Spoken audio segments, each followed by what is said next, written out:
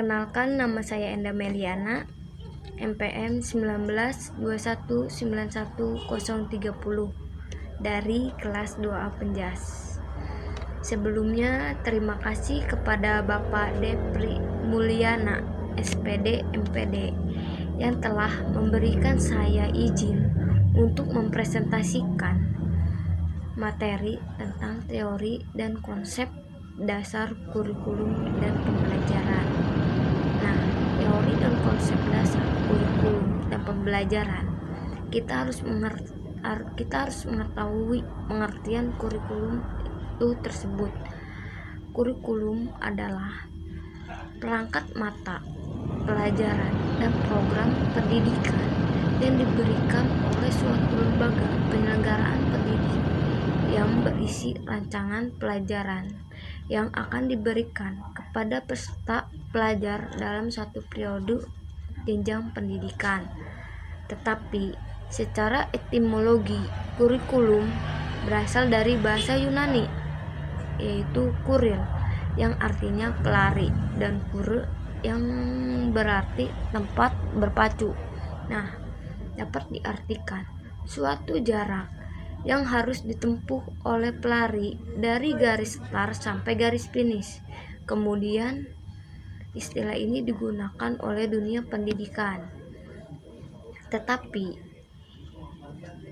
menurut terminologi, kurikulum digunakan dalam dunia pendidikan, yaitu sejumlah pengetahuan dan kemampuan yang harus ditempuh atau diselesaikan siswa guna mencapai tingkat tertentu secara formal dan dapat dipertanggungjawabkan.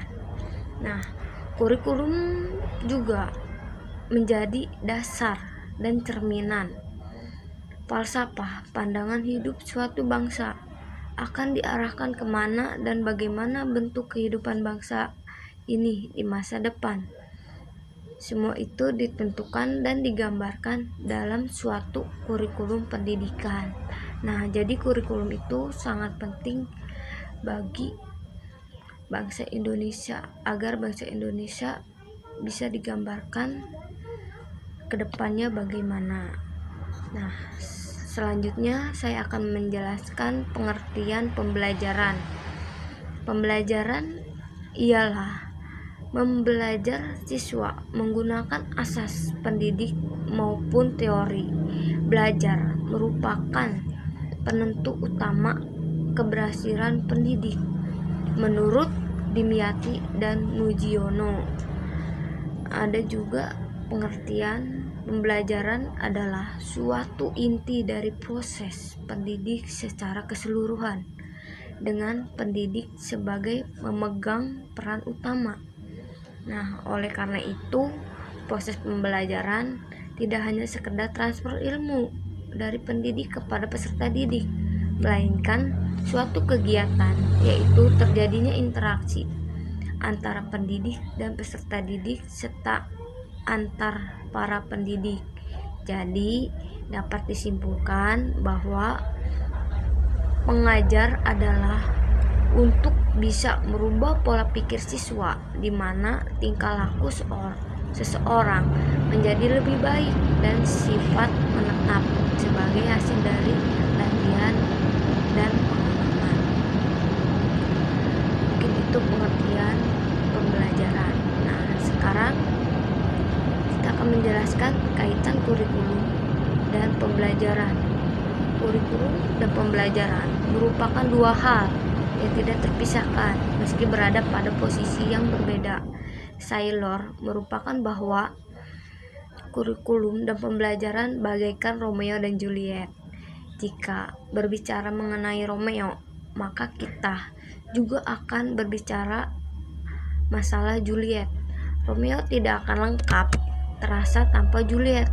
Demikian pula sebaliknya, arti pembelajaran tanpa kurikulum sebagai rencana tidak akan efektif atau bahkan bisa keluar dari tujuan yang telah dirumuskan.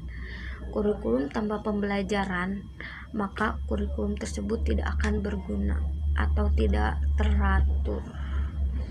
Oke, saya akan menjelaskan perbedaan kurikulum dan pembelajaran. Kurikulum adalah perangkat pendidik yang merupakan jawaban terhadap kebutuhan dan tantangan masyarakat. Sedangkan pembelajaran adalah kegiatan guru atau dosen menciptakan situasi agar siswa atau mahasiswa belajar. Kurikulum merupakan seperangkat pengatur yang digunakan dalam proses pembelajaran dan merupakan bagian dari pendidik. Sedangkan pembelajaran merupakan inti dari suatu kegiatan di mana dalam pembelajaran dilakukan proses pendidikan dari pendidik kepada yang terdidik.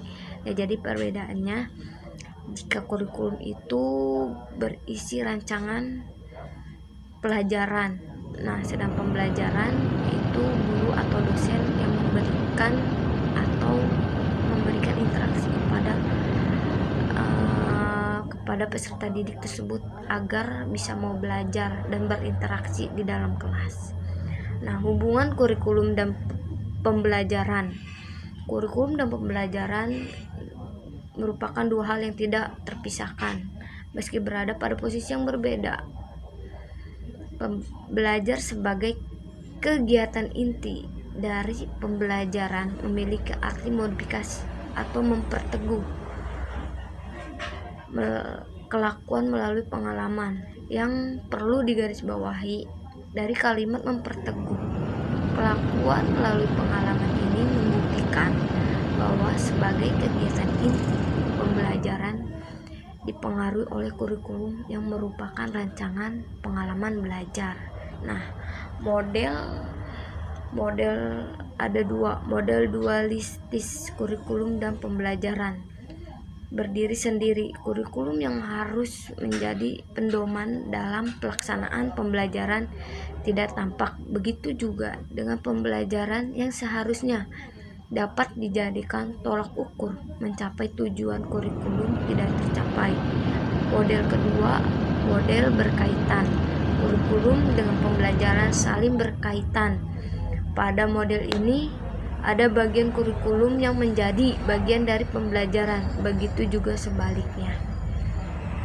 Mungkin itu saja presentasi hari ini yang bisa saya sampaikan. Kurang lebihnya mohon maaf karena manusia banyak kesalahan dan banyak kurangnya. Wabillahi taufiq wal hidayah. Assalamualaikum warahmatullahi wabarakatuh.